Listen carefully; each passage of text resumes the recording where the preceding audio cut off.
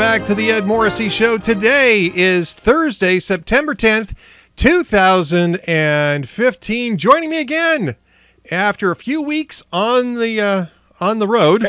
At the spa. At the spa. A few weeks at the spa. Doing the Sprockets dance. Duane Generalissimo Patterson of the Hugh Hewitt Show, producer extraordinaire at Radio Blogger on Twitter, where he dominates on Twitter. And welcome back, and glad to see that things were going well. I mean, we don't need to go into big detail on this, but I've been following the Caring Bridge updates, and yeah, I mean, you were in high spirits, and it looks like high speed too, for that. Yeah, very high speed. Do you know how cool it is to drive one of the best production sports cars in the world, and literally for about a 10-mile stretch, have it totally wide open and just cruising? Now, see, I know that you would dig this. Oh, I can't even tell you how much fun that is. I'd be clawing at the windows trying to get out to stop the thing. I am not a speed demon at all, but I am glad that you enjoyed it. I know that you enjoyed it. 160 miles an hour. Oh my gosh. For 10 miles, Ed. It was like NASCAR in real life. It was great. Oh my gosh! But no. I missed the theme song. Actually, you don't hear that theme song much in Frankfurt. No, I don't think that they do a lot of Quigley Down Under in Frankfurt. And you don't hear that a lot. And actually, I was very glad to be back in California, where we are in a state that at least has 49% of the population that speaks English, which is better than what I came from in Germany. Not much. Not much, but a little bit. Yeah, a little bit better. I mean, they speak a lot of English in Germany. They speak a lot of English in most of it now. Actually, to be fair, they actually speak more English in Germany than they do in California. Yeah, I think so. But so anyway, welcome back, and things are going well. The tests are looking good. I mean, everybody's cautiously optimistic. For just quickly, for those that don't know any better, I got re-diagnosed with cancer about 3.5 months ago, and had to go back over to the spa because the medical community here in the States, I could find a doctor if I really wanted to that would do the chemo and the radiation, but the expert doctors here, the ones that really know traditional medicine here, they basically gave me a wake-up call about a week and a half before I came over to Germany. And they said, well, here's the thing. What you've got is metastatic, and since it's moving, we've got no evidence of success for doing what we do, meaning it's going to keep moving, we'll never be able to keep up with it, and you're on your bell lap, make it count. That's kind of what they told me, which made it really easy to seek alternative treatment, because why spend the rest of your life like that? That Right. doesn't make sense. No. So went to Germany, and all the signs are that we're moving in the right direction. Just for people that don't know any better, I've got 3 hurdles that I've got to clear in the next 3 months. The first hurdle I should actually hear back from in a day or so. There's a specific blood test that's really a high-tech blood test that is being appealed to the FDA to start using here. They just haven't approved it yet. Go figure. Regulate, the regulatory state in action. Right. But the test that they ran over me when I first got there was not great, but we knew it wasn't great because I had cancer, that's why I was there to begin with, but it was a baseline.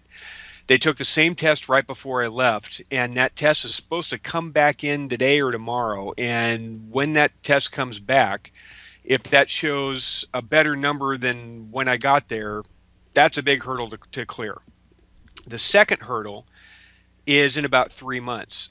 All the treatment they did on me actually not only kills the tumor cells and kills cancer, but it creates inflammation in the spots where you're doing it, meaning it agitates the tumor to the point where it just rolls over and gives up, but the surrounding area kind of swells up too. Mm-hmm. So this knot that's on the side of my neck that I've had for 3 months is probably a dead tumor, and it didn't go away while I was there, and they're saying it's not designed to go away while I'm there.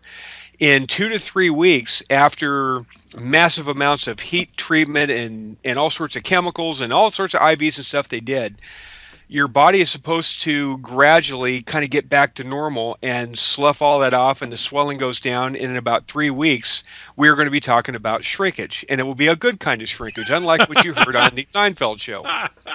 So we are praying for shrinkage, actually, in about 3 weeks.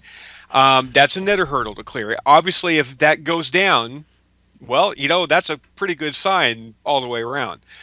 The third hurdle I've got to clear is in 3 months, when after all the treatment's done and you give your body a good 2-3 months to heal, then I'll go back in for a PET CT scan. And if I clear that, well, the cancer's gone. And I guess I'm going to hang around for a while. So that's the three hurdles. The way I feel physically, I'm fine.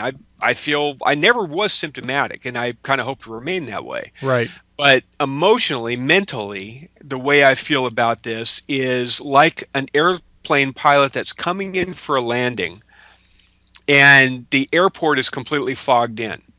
So you look down and you're trained to fly on instruments. You've got all these fancy gauges, and all the gauges have redundancies, and all this stuff's going on. You can look down and you can see that your airspeed's good, that you're flying the right course, the right heading. You've got level flight. Your height is, your altimeter is working. You've got backups to backups.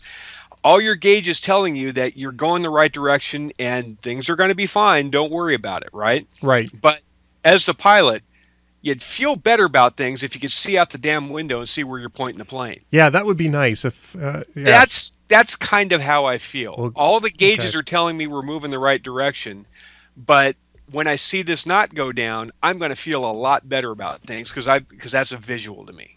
If that makes any sense. It does. And if it helps, you look terrific. You look like you're in really good health. And I'm getting comments in the chat room about that. People think you look terrific.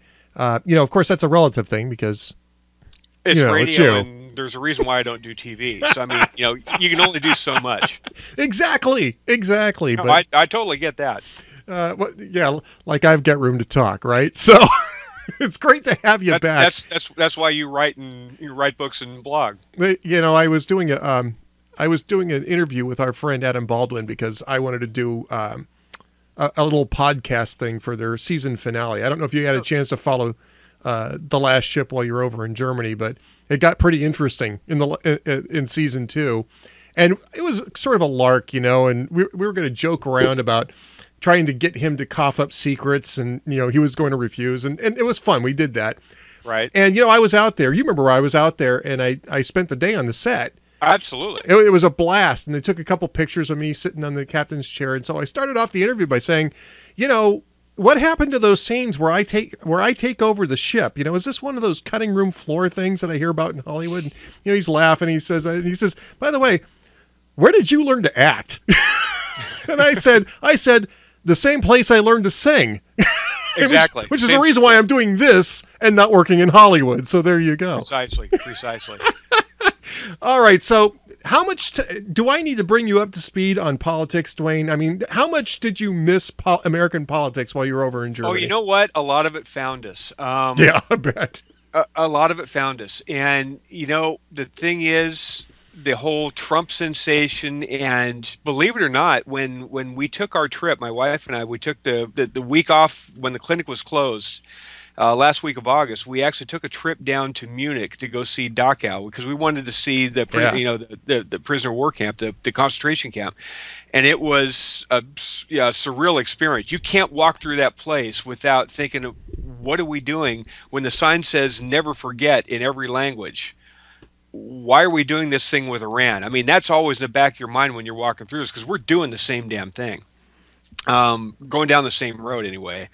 But so we go to Dachau, we go to Munich, and then we start heading south and west, and we cut across part of Austria and then go up the hill a little bit and go into Zurich. And when we crossed into Austria, we noticed how normally the borders, it's kind of like a state border thing. I mean, they kind of give you a cursory pass through, but they don't enforce the borders that much in Europe primarily. You can cross from state to state pretty easily. Well, the Austrians had their guns out, and they were a lot more serious about things when we were crossing. And my wife and I really at the time didn't even know why necessarily, because this was just as the wave of humanity was descending upon Central Europe.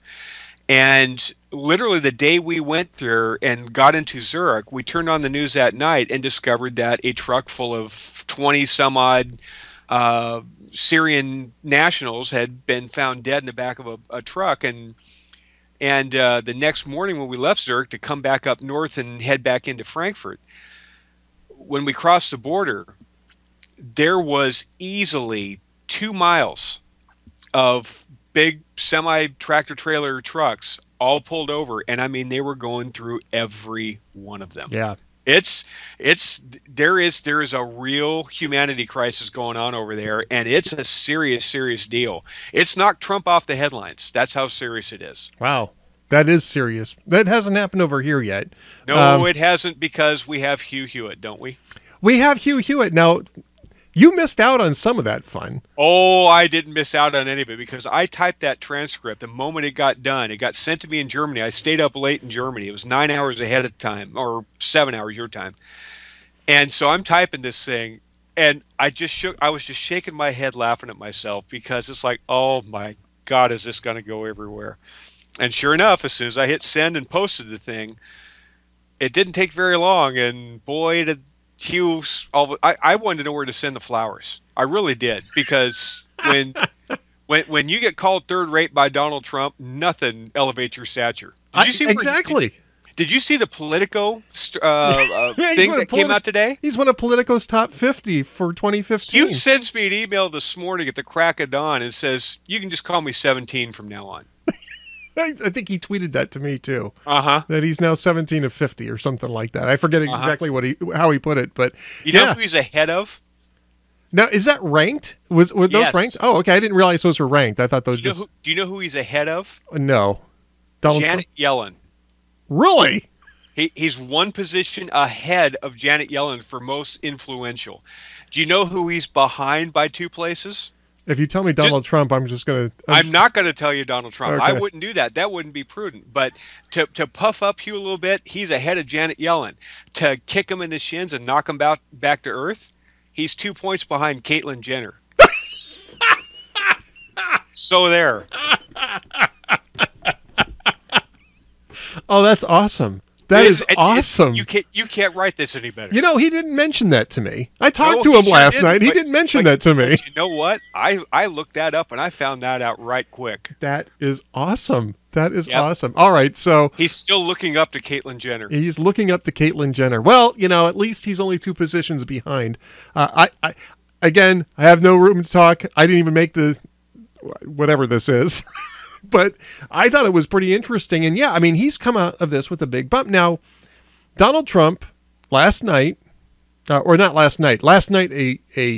Rolling Stone released we learned about the Rolling Stone article last night. We learned about the Rolling Stone article last night. And what an ugly bridge troll Carly Fiorina is, apparently. You know, here's the thing about Donald Trump. And I try to remain analytical about this. Not neutral so much. I mean, it's not really my role to remain totally neutral. We kind of have to. Well, of course you do, because you want to get... Hugh has to. Well, you want to get these candidates on the air, so yeah, and Hugh has to do it because of the upcoming debates. Sure. But, look, I mean, I don't see any particular reason to jump on anybody's bandwagon as a commentator at this point in time. I want to make people work for it. So, you know, there are people I like. There are people who I think probably have less of a chance. That doesn't mean I dislike them. It just means that I don't think they have as much of a chance. But, you know, the Donald Trump commentary like this is so juvenile. And you saw how he followed it up too, right? Yeah, that he wasn't referring to her appearance. No. I'm talking about Ben Carson, because Ben Carson's the next closest guy to him in one of the polls, right? Well, you know, Ben Carson. To be fair, Ben Carson did kind of start this because he was questioning. He did, but but if you're Donald Trump, why punch below your weight class? Well, he's not that far below his weight class. That's the problem. You take a look at the poll today from CNN. So he comes out and says, well, he's only a mediocre surgeon at best. And it's like, okay, come on. See Chris Cuomo's reaction to that? What, 5? Yeah, I mean, that's my point. These are like middle school retorts. It would be, you know, William F. Buckley could cut you up, but he'd do it in a witty, entertaining way. It would take you a week to fully comprehend just how badly he carved you up. Exactly. You'd have to break out the sentence diagram, the thesaurus, to figure out exactly what it was that he'd said about you. This guy is basically the schoolyard mouth, and it's amazing to me that He can will and bully his way to the White House is what he thinks he Well, can do because he's can he? bullied his way into business. And okay, that's certainly a tactic. We'll see if it I works. mean, can he though? I mean, do you think that that will work? Because to me, I'm looking at this and I get that people are angry and people are frustrated with the Republican establishment that they haven't scored any victories, any real victories, any spectacular victories. Let me put it to you that way since taking over both chambers of Congress. And I understand the structural reasons why that might be. I also understand that there are things that they could have been doing to at least plant flags in the ground on certain issues that they haven't done, including on Planned Right. Parenthood, by the way, Right. and force Obama to just start vetoing things. And you don't even have to do it as part of the budget. You just pass a standalone bill that says we're going to cut off Planned Parenthood's Title 10 funding, and let Obama, force Obama to veto it and say, okay, look, if you don't want to have federal monies going to people who are selling baby parts out the back of their clinics, then you need to find a different president in the next election.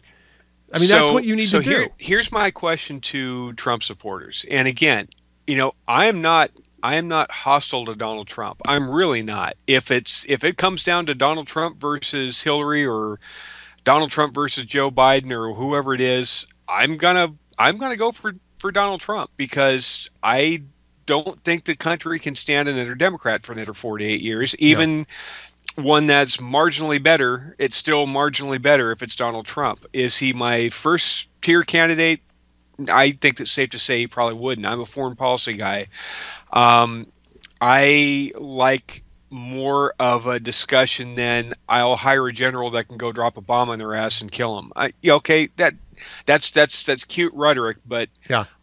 You know, I'd like to know that that the general is in the right ballpark when he's telling you these things too, and which general to listen to.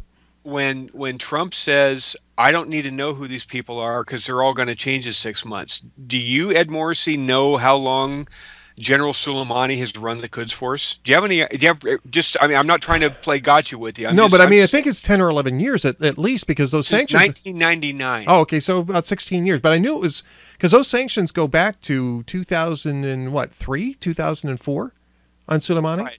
Nasrallah has run the Al-Nusra Front for 7-8 years, something like that. Yeah.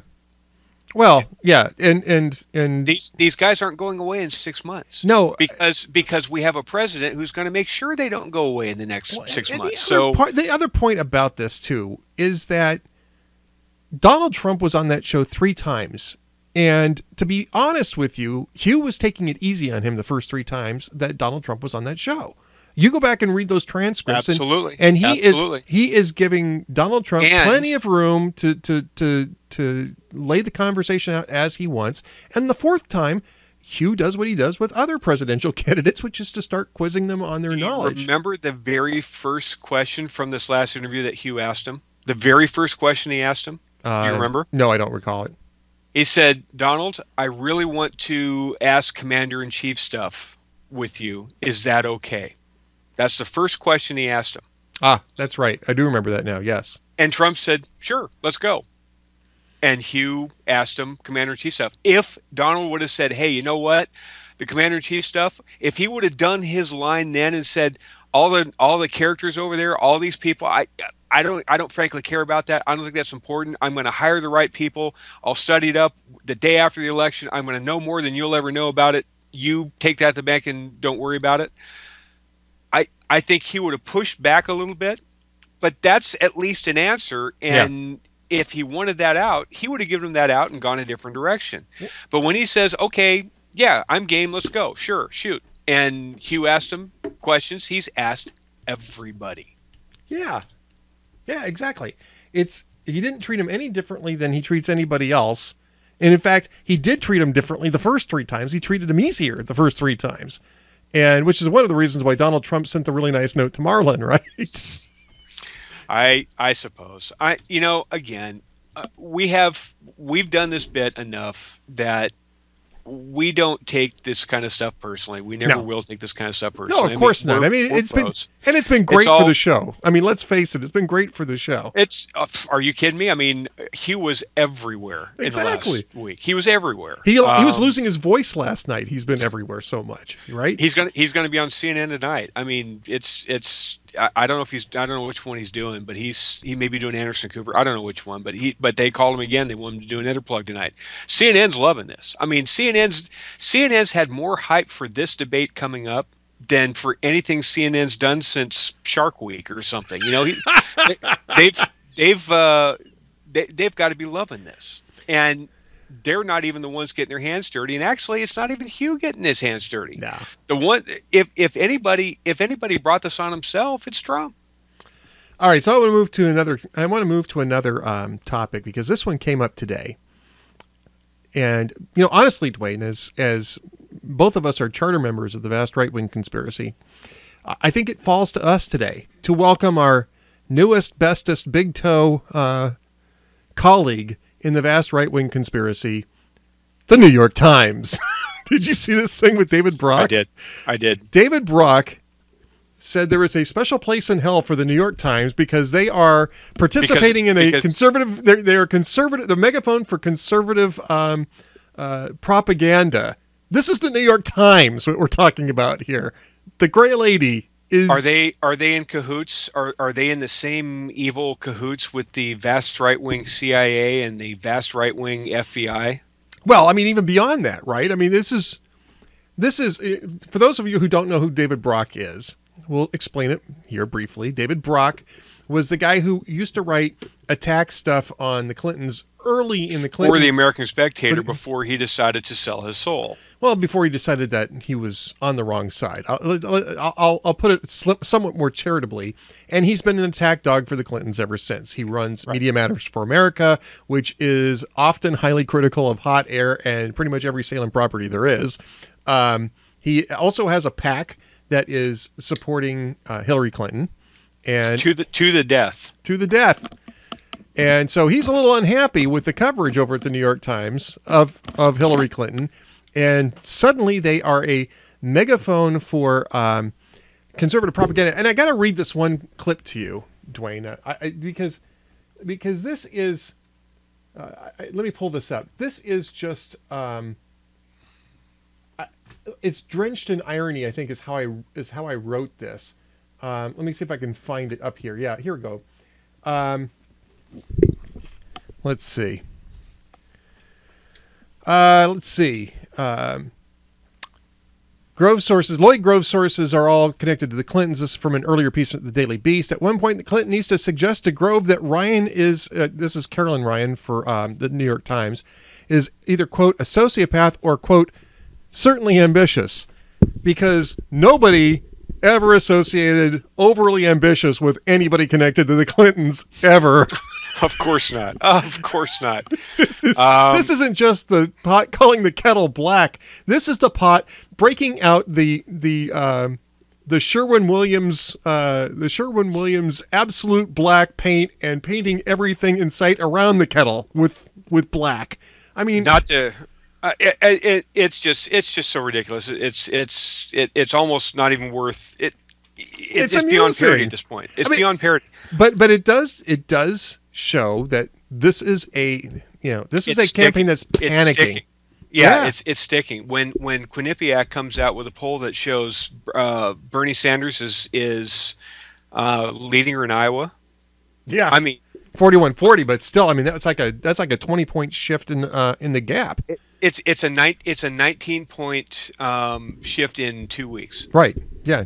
19-point shift in 2 weeks. And she's holding on by her fingernails in New Hampshire. And I mean, we didn't think it was even remotely possible that this could be done. But if she loses Iowa and New Hampshire, what's her path? There is no path.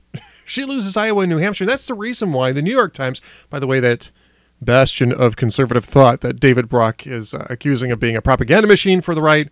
The New York Times has a new piece out this morning talking about the Democrats' Plan B.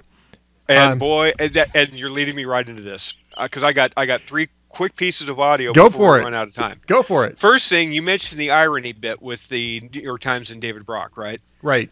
Well, I got your irony Hallmark card because in Ohio today, 3 miles from the campus of The Ohio State University, where they've got tens of thousands of students that came out in droves for Barack Obama, right? Yep, they sure did. Hillary Clinton is in a small indoor room about the size of a small cafeteria, and she packed it halfway full Yeah, for an event. I saw some of the pictures, right? Now, part of her speech, the new fun-loving, spontaneous, shoot from the hip, let's laugh our way through this, Hillary, had this to say about how important this next election is and what the next presidential candidate needs to really do. Again, this is Hillary Clinton, and if you want irony, here is a 2x4 irony in the side of your head. Listen to this.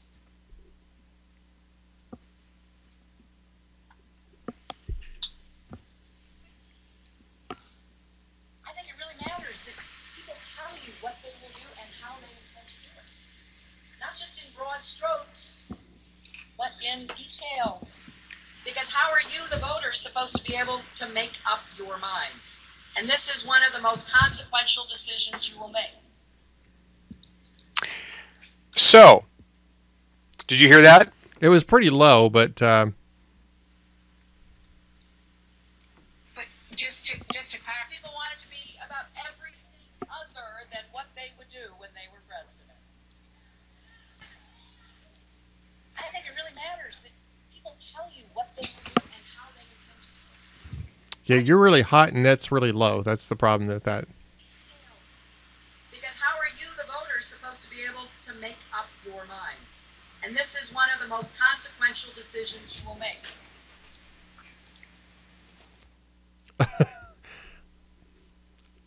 I'm not sure if that. I'm not. What is it that she's trying to say there? Because frankly, it sounds a lot like this is a really important kind of an important decision that you might have to make at some point. It sounded like gobbledygook to me. And now we've lost Duane. No microphone. Not Now- hearing you. There you go. Do you have me? Yep, I got you now. Okay. So what she's saying there is that's a veiled hit at Donald Trump Oh. for working his way through this campaign without ever giving details. Says the woman candidate who has given the only factual detail as a reason to vote for her, that she's a woman, vote for her. How many questions on policy and issues has she been asked that she's walked away from the microphone or refused to answer or laughed it off and said, how dare you ask me that question? Yeah, or you're only allowed to ask me one question. And she's now going after Trump for not offering any details. And this is an important election, people, and we should have a candidate who we've got to know exactly what they're going to do when they get into office. Says the woman who hasn't answered one damn question Yeah. about anything. Not one. Not one. All right. Now, so- you mentioned Plan B, and I was a little rusty at this. I think I know what I'm doing now, but you mentioned Plan B, right? I did mention Plan B. Well, let me give you a little Plan B in New York today. Here is one of 2 cuts of Plan B. Look, folks. Look, folks. It's a simple proposition. The single most rapid and important thing that we can do to deal with wage inequity and start this virtuous cycle is what the governor did today, raising the minimum wage. The higher it's raised, the more impact it has immediately on the lives of individuals. But we got to rebuild this basic bargain, guys. We got to build this bargain. There's your Plan B, $15 an hour. $15 an hour, Vice President Plan B Biden. Yeah. And when unemployment among young people skyrockets, they can thank Plan B Biden. Why $15 an hour? Why not $100 if an it's hour? going to have an immediate impact, why not just make it $100,000? Right. Make it $100 an hour. Yeah, Make why- $200 why grand a not- year. Why not make it $500 an hour? I mean, why not make it $1,000 an hour? Make it a nice round number. Well, you know, Duane, in all fairness, I remember that we had solved poverty 35 times with minimum wage hikes in the last 40 years. So, you know, in all fairness, right? In all fairness, In all one fairness, more we cut, solved poverty, right? One more cut of Plan B. Here is Vice President Plan B. Right. And so you're phasing this in the state of New York. Different parts of the state have different capacities, but you're all going to end up at $15 an hour. $15 minimum wage, quicker in New York, a high-cost wage city, as you phase it into the rest of the country. Yeah, you know what contributes to high cost? A high-cost wage shitty is what he said. we live in a high-cost wage shitty.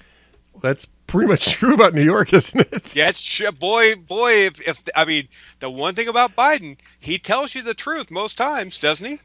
Inadvertently, usually, but yes, inadvertently, usually. You know, I looked at Plan B at the New York Times today, and I know that we're gonna have to let you go here in a minute, Duane, but I do have to say this. I'm looking at the list of Plan B, and the list of Plan B in the New York Times is Joe Biden, Elizabeth Warren, John Kerry, and Al Gore, and Marty O'Malley. Actually, they don't really talk about Marty O'Malley too much. And Bernie Sanders. Bernie Sanders. Crying out loud, you know. And Bernie Sanders. There too. And Hillary Clinton's still in it. And to me, it looks like the cast from a remake of Cocoon. All you're missing is the pool. It's not exactly Murder's Row, is it? Yeah, You're right. No, but it may be Murder, She Wrote, because it's the target demographic. It sure is. Angela Lansbury is got to be there in a second. Angela Lansbury, to the bottom of the case. Angela Lansbury, pick up the white courtesy phone, please. It really is. What was the character's name? Jessica something or other on Murder, She Wrote. Yeah, I don't remember. I don't remember her last name either. Hey, Matlock. It's Matlock time in the Democratic Party. I mean, I'm not a young guy, but come on, man. I mean, at this point, I don't know. Whoever the candidate is for the Democrats, it's almost like they should have no problems with watching the polls a little closer and making sure the polls close earlier, because that way you don't miss the early bird special. Yeah, you know, you got to get over to Country Kitchen Buffet before it gets crowded. Jessica Fletcher, by the way, is the name of the character. Jessica Fletcher, yes. Which was provided to us by Cranky T-Rex, which now makes me curious as to how Cranky T-Rex knew that. He's a young guy, and he knows this. What is... I think there's a fascinating backstory here. We're going to have to get to the bottom of it. We can't do it right now, because right now we have to find out what's coming up on the next Hugh Hewitt show. What's coming up, Duane? Well, on this third-rate radio program, we are going to start with Florida Governor Jeb Bush, former Governor Jeb Bush. Then it's going to be followed by John Kasich, Governor of Ohio. Both of them happen to be GOP presidential candidates. Mm-hmm. And then we'll have Mark Stein on, columnist of the World. And then we should have on Marco Rubio, senator from Florida, also happens to be a GOP presidential candidate. That would be three so far. Three so far. It's a third-rate show because you've got three. James Lilacs will be on today, and then we will have Scott Walker, governor of Wisconsin, who also happens to be a GOP presidential candidate. That would be four of the 17 in one third-rate radio show. He will be followed by Louisiana governor and GOP presidential candidate Bobby Jindal. Five. Count them. 5 presidential candidates in one show, followed by David Drucker of the Washington Examiner, who is one of our best friends in the world. And just to kind of round things out, just to throw a bow on it, why not talk to the chairman of the House Armed Services Committee, Mac Thornberry? Ah, very nice. It's a good show. That's an outstanding show for a third-rate. Hopefully by tomorrow we'll at least work our way up and see if we can book a second-rate show. Well, I see Hugh Hewitt after this week just starting to get himself past the Caitlyn Jenner level on Politico's top 50. So, with this lineup... The second he comes out with that, I always come out with who's number 15. As soon as he does the 17-bit, it's like, if only you could have been more influential than Caitlyn Jenner. If only. Doggone it. You probably just missed it by that much, too. Just missed it by that much. All right. Just missed the cut by that much. So that's coming up in 25 minutes. Actually, an hour and 25 minutes. Hour and 25 minutes on... the Universe, HUGHNIVERSE.com, the troll-free web surfing experience for Hugh Hewitt fans. I'm a member. Duane's a member. Most of you are probably members by this point in time, but after 8 years, if you're still not a member... You suck. Well, that's kind of the That's sort of the That's very marketing. Trump. That's almost Trumpian, isn't it? That really is a Trumpian marketing strategy. Yeah, I mean, maybe Well- it works. I mean, the guy does Hey. know how to market. I mean, let's face it. Winning. Charlie Sheen is his vice president, right? That's his running mate, Charlie Sheen. I think so. Okay, I there you think go. So if you're not a member of the Universe, and how lame it would be to admit that, but just in case you're not, you can find the show on the local AM radio band, occasionally the local FM radio band. I'm always corrected on this point. Where can they, if people can't find it on either the AM or FM local radio band, Duane, what should they do? They should go to their local general manager of a radio station and say, you are a third bit hack of a radio station, and you need to win. You need to bring on Hugh, because you will have such good content that you'll get bored with winning. It'll be huge. It'll be huge. It'll be huge. Huge. It'll be luxurious. It'll be the most Huge. luxurious radio signal ever if you have the Hugh Hewitt Show on it. But listen, folks, if you can't find it for today anyway, you can always go to hughhewitt.com and listen to the audio stream from there. But definitely sign up for the Universe. Duane, I can't tell you how much fun it is to have you back. I'm glad to be back, and hopefully the cancer goes and does something with itself, and I will be back for quite a long period of time. Yeah, we have some suggestions of what the cancer can do to itself, and most of them are probably X-rated. And Yes. let's hope and pray that all comes true.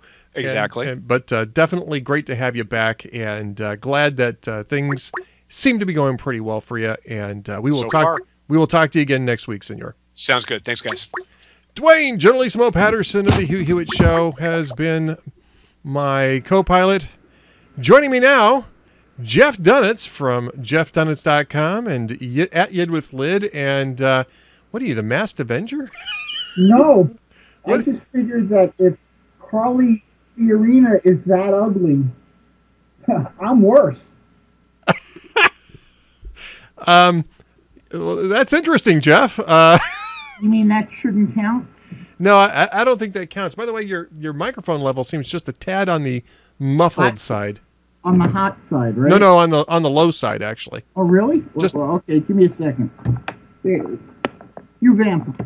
I'm putting in the other mic. Well, it's great to have Jeff with us, and this is the type of open source production values that the Ed Morrissey Show is known for. I actually think I might have to fire Jeff this week instead of me, though, so that's all right. Is this better? Yeah, that's a lot better. It sounds much cleaner. It doesn't sound like you're in the middle of a vacuum cleaner. Hey, I'm using my blue, whatever it's called. Your blue, whatever it's called. Yes. This is the type of cutting-edge information that you get at the Ed Morrissey Show, folks. This is the reason why you tune in every week. Here's what just happened in the Senate. Mitch McConnell, the coward, just went ahead and called for a vote for cloture, and the Iran thing is filibustered. They did filibuster it. Wow, Yep. That's interesting. Now, see, I think that's a huge mistake on the part of Democrats. I mean, you have the vote, you let Obama veto it, and then it's over with. This is just gonna prolong things because they're gonna keep trying to bring it back up. You know what the House is doing, right? Well, the House wanted to delay it because they want to claim that the 60-day window hasn't actually started because they don't have all of the side deals. Right. Right. And that's what they're doing. Yeah, so I mean, you can work at either direction. I know that there was a big fight over this, but actually, this probably worked out well. The House is going to pursue the one strategy. The Senate tried to pursue the other. I actually don't see that as a big issue because what I see as a big problem is Democrats filibustering this. This is a deal that is only supported by 21% of the American public, and if they're not even going to allow a floor vote on this thing, I think that's a big political mistake. Democrats are going to rue the day that they didn't at least allow that to play out the way that they had promised with Corker Menendez. I don't know, because I always remember who voted for and against something. I never remember who voted to filibuster. Maybe in this case we will. But Well, I mean, if you get to a vote eventually, I think you're right. But if it's just filibustered and it stays filibustered, man, Republicans are going to be bringing this thing up. They're going to make Democrats filibuster this thing over and over and over again. Well, the whole House thing is they want to do a lawsuit. Well, yeah, Well, that's all they do anyway recently in the House. You know, in this case, they probably don't have much choice if it's being stalled in the Senate. But, you know, I was making this point with Duane earlier, you know, with just pass bills. And if Obama vetoes it, then fine, but at least you forced Obama to do something. You know, it's the same thing with the Planned Parenthood funding. Don't try to hide this thing in the middle of a budget. It's only $100 million. Nobody's going to take a stand on that. Just pass a bill that says flat out, we will not allow Title X funding to go to any clinics that perform abortions, period, end of story. And let Obama veto it. Exactly. I mean, and it's not just the abortions. It's not just the selling of fetal tissue. They don't report when a child is raped. They don't report statutory rapes, which is Live Action covered that quite a bit. Yeah, and there's a law against that. You know, there's a law against changing the abortion procedure to harvest fetal tissue and organs too, and they're violating that law too. So, just from that position, they don't even have to say it's because of abortion. They could say it's because they're breaking the law. Right. Well, let's get back to the Iran deal. Okay. It sucks. Again, the type of cutting-edge information that you get from the Ed Morrissey show. I've been, I also write for Iran Truth, so I've been on this thing 24/7 for about 6 months. And I don't think that most of the people that voted for it today, that voted for the filibuster, actually read it. I just can't see how anybody who's read it will vote to approve it. Yeah. No, I anybody who's seen the side deals or the IAEA representation of the side deals, anybody who's seen Ayatollah Khamenei say that Israel is going to cease to exist within the next 25 years. A friend from Israel sent me something when he saw that. It said, "Great, I don't have to pay my mortgage." And then I reminded him that he's got to pay it for 25 years. But yeah, I mean, I was going to say that would be. It just depends on the length of the mortgage, right? But there's even a section, and it's paragraph 36 on page 19. If anybody has a copy of the bill, basically it says Iran can cancel the deal with no penalty whenever they want. So what's to stop them from, when they get the money, to say, "Hey, this is great, guys. See you later"? Nothing. So we put more penalties on them. They still have $150 billion to play with. That's a lot of money. Well, except in the Obama economy. Yeah. Yeah, that's yes. That's a little this is the point, right? Is that what you're doing, there's a few things that happen when you release the sanctions. And it's the reason why we didn't do it, or we hadn't been doing it until we got ourselves a really solid deal, not just on nuclear weapons, but also on state sponsorship of terrorism. Because once you release those funds are going to, and the rest of the sanctions, you're going to create economic growth in Iran probably pretty quickly, because it's been suppressed a long time with the sanctions. And when you release the assets that have been frozen, you're going to see even more of that. And what that does is two things. One is it dumps a bunch of money into the IRGC and their terror operations. But the second thing it does is, aren't you going to ask me who runs it? Soleimani. But I call him Salami. But Salami. But the second thing it does is it removes the political pressure that's been on the Iranian mullahs, because when the economy improves, people are going to be a lot less irritated by the oppression that they're suffering under. So you're not going to see a green revolution. You basically, what you're setting up here is you're setting up the mullahs for at least 100 years. Right. And all of Europe and Russia and China, they're like tripping over their underwear. They can't wait to start businesses in Iran. Yeah. And here's something that people don't understand. You know that ballistic missile thing that ends on year 8? Yeah. Well, right? I mean, yeah, assuming that they honor it. They don't want a ballistic missile program to attack Israel. They don't need one for that. No. That's for us. That's for the great sake. Well, I mean, certainly having a ballistic missile program gives you a lot of different options, including regional attacks. Right. But yeah, I mean, the idea, I think, would be to just sneak something into Israel and set it off, rather than a little bit more difficult to do that in the U.S. Right. So, yeah, I mean, this whole idea is... It puts the whole thing backwards. They're working this deal backwards. The issue for Iran is the mullahs, and the nuclear weapons thing is is really truly a secondary issue. It's a big secondary issue, but the problem with Iran is the mullahs, and the point of the sanctions was, yes, to stop them from accessing nuclear weapons, but because of the mullahs. That was the reason why you didn't want them accessing nuclear weapons. You wanted the mullahs gone. And I know it's uncomfortable for people to talk about regime change, but these guys are nuts. And basically what you're doing now is you're making them very wealthy nuts who can do practically anything that they want to do now. Now, and these guys, these mullahs, and the supreme leader, who is not related to Diana Ross,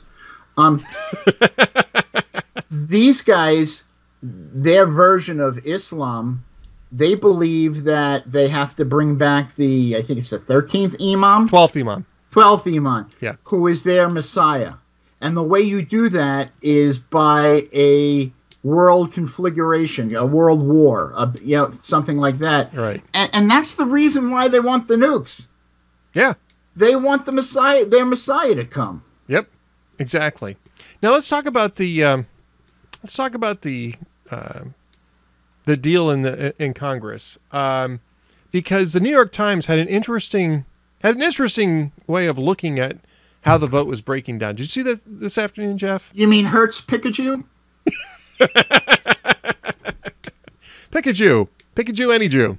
Well, I am sure that came from the administration.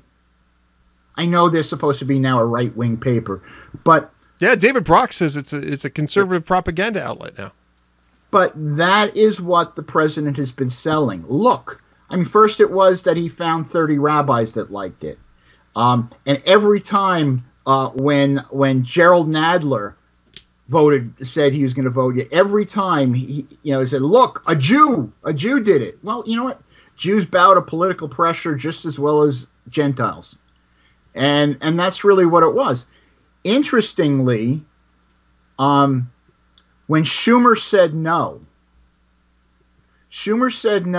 it was at 6:30 in the evening that Gillibrand, the other New York State senator, said no.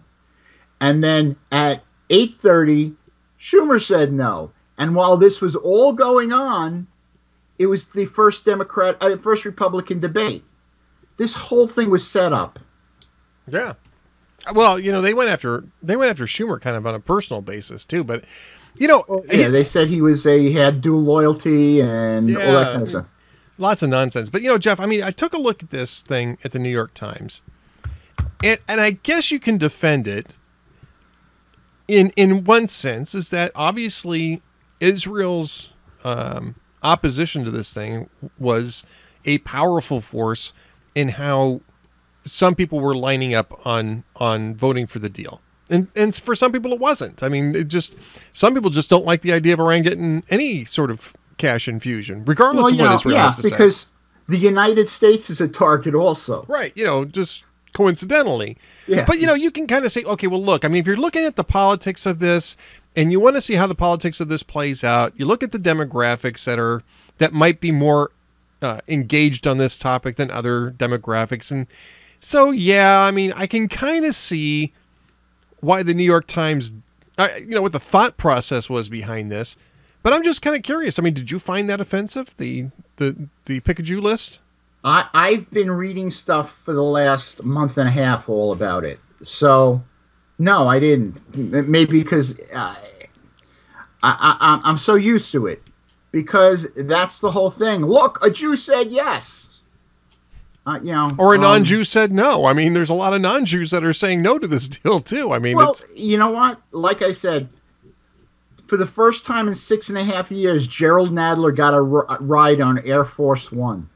And all of a sudden, he changed his mind and said, I'm going to vote against the deal. I mean, you know, it's interesting because I've done a lot of flying over the last few months, and a couple of times I've gotten into, like, you know, the Delta comfort seats. Right. And while that's nice, it hasn't changed my political views.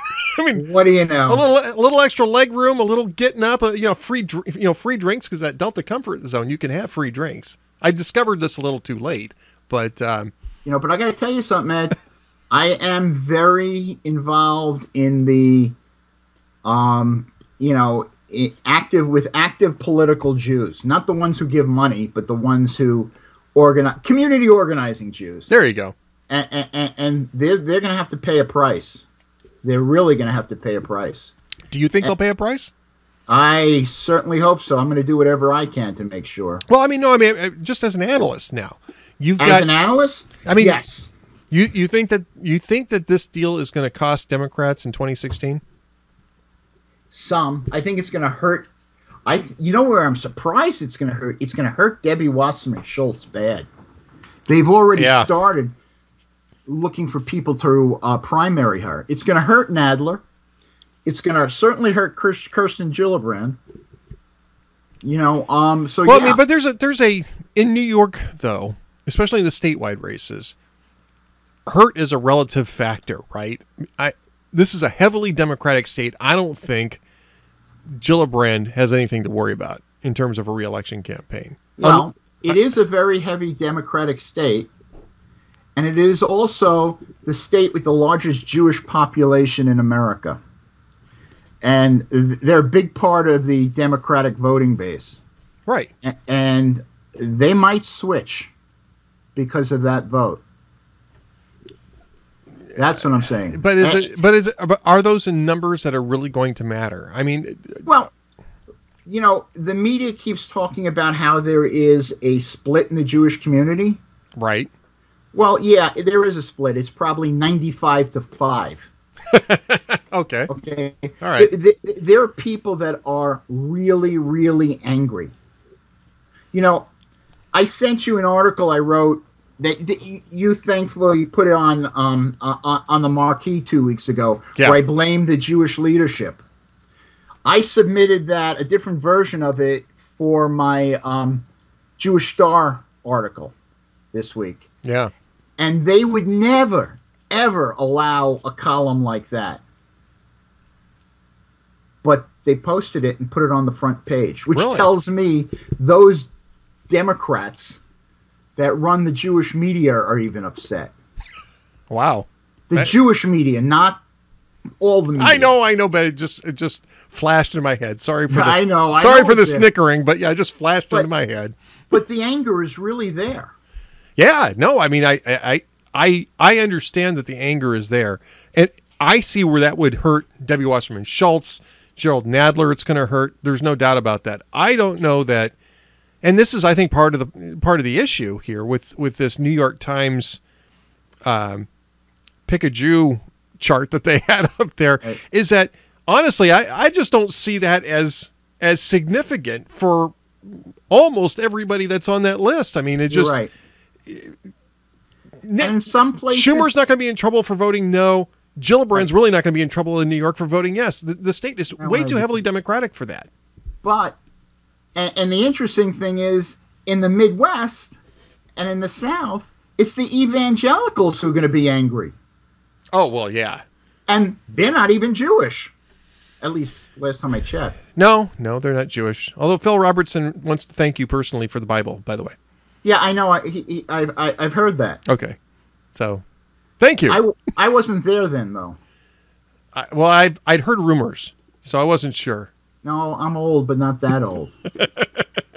But I think, and I hope that people object to the fact that whether you liked it, because I published a poll yesterday where 75% of Americans and American voters, and that includes Democrats, who are a high percentage, also like 60, didn't want a filibuster. Yeah, even the ones that wanted the bill to go through didn't want a filibuster. So that might get people angry too. It might. It might. I think it's the filibuster that's really going to be the risky part for Democrats, because the whole idea here was to allow Congress to have a say on this thing. And now Democrats are blocking even that. And for what? To keep Obama from vetoing a bill that he probably would like to. Maybe he wouldn't like to veto it, but I'm certain that it wouldn't hurt him all that much to veto this thing. His name's already in the. This is the other part of it. His name's already on the deal. I mean, so if it has to go to him for a veto, this is not a big deal for Barack Obama. But for the Democrats that are blocking a floor vote on this, now that I can actually see as being more dangerous for some of these Senate Democrats than the actual support for the Iran deal itself. Well, that's what McConnell's office thinks. I mean, I've been talking to them about it for the last couple of days, and that's what they say. They say that, the filibuster is going to really hurt them. I think it will.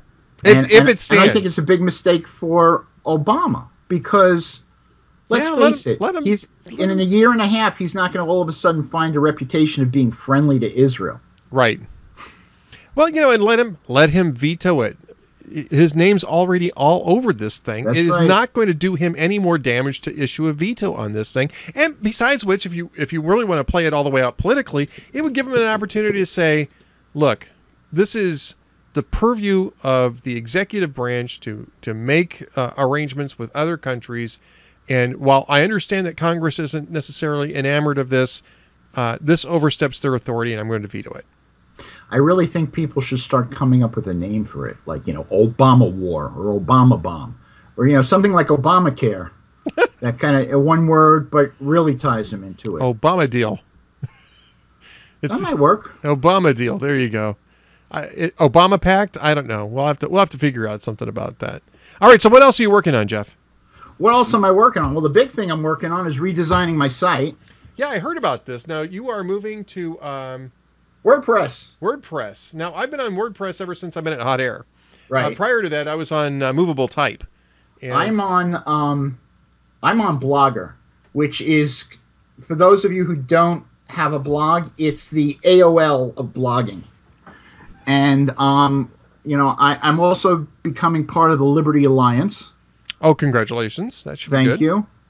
Which is over 100 conservative websites, and which will help me with sharing articles, will help me with traffic, and certainly they sell a lot of the advertising, so it's going to help me that way. And so all I have to do is worry about writing. Well, that's good. That's that makes a good thing. That makes that's the same thing. The nice thing about working for Hot Air is that I'm not the person who has to fix the technical problems when things go wrong in the blog. I just email somebody and say there's something wrong. Hey, Mr. Salem, it's not working. Something like that. And I've been doing some stuff on global warming and, of course, covering the Hillary thing. Did you hear that yesterday the Department of Justice basically said that to the federal court, that Hillary was totally justified for doing her own selection of what was good and what was bad and what was work and not, and destroying the rest? No, was this for one of the FOIA cases? This was for the Judicial Watch case. The Judicial Watch FOIA case, because there's a number of these FOIA cases going on. Yeah, it's the top post on this site I like called JeffDunetz.com. JeffDunetz.com. I think I've heard of that. Who is that guy? I don't know. Well, who is that masked man who first showed up on my show? But you know what? Do you know what the best thing to happen all week is? And I got to say this. I don't even know if he's still in the chat room. But Duane coming home. Yeah. And Duane, hopefully, poo-poo, as we say, recovering, because he's a really great guy. And I have to bust his chops all the time. So without him around, we really missed him, and I'm so happy that he's back. Yeah, I think we all are. Well, Jeff, well put, as always. And you can find him on Twitter at Jeff Dunetz, actually at Yid with Lid. Right. He is on his blog at JeffDunetz.com, which is going to be moving to WordPress. But you're still going to keep the domain name, right? JeffDunetz.com? Well, that's the domain name is going to switch, but JeffDunetz.com will still be pointed to that. about 6 years ago, I started the transition from Yid with Lid to Lid. So now it's going to be, not yet, but the Lid blog. The Lid blog. Okay, yeah, there you go. We were talking about that once. It's a good idea. And certainly you could always find me at MRC TV and at Iran Truth. And for those of you who are Yidden, the Jewish Star. And also, when you come to my site, I have a special post I put up last night that I didn't write.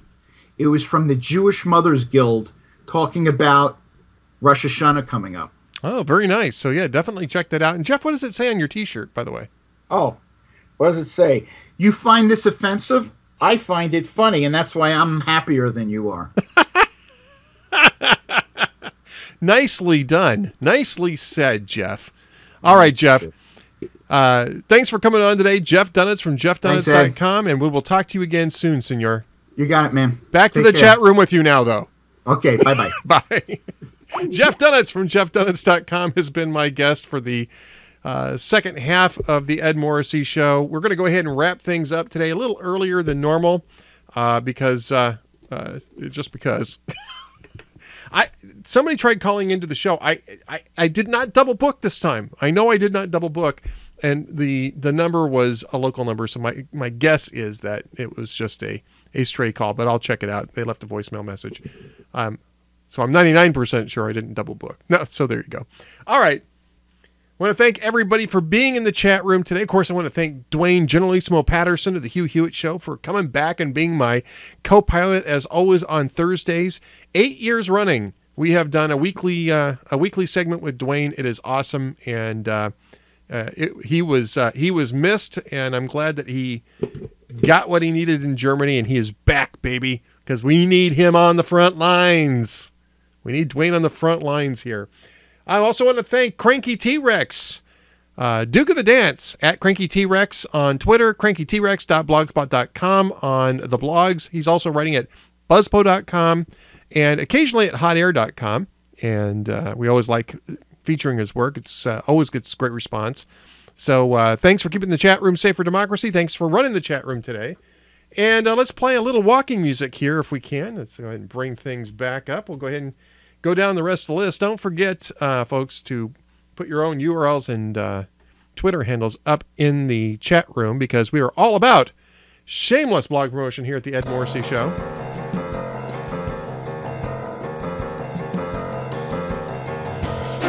There we go.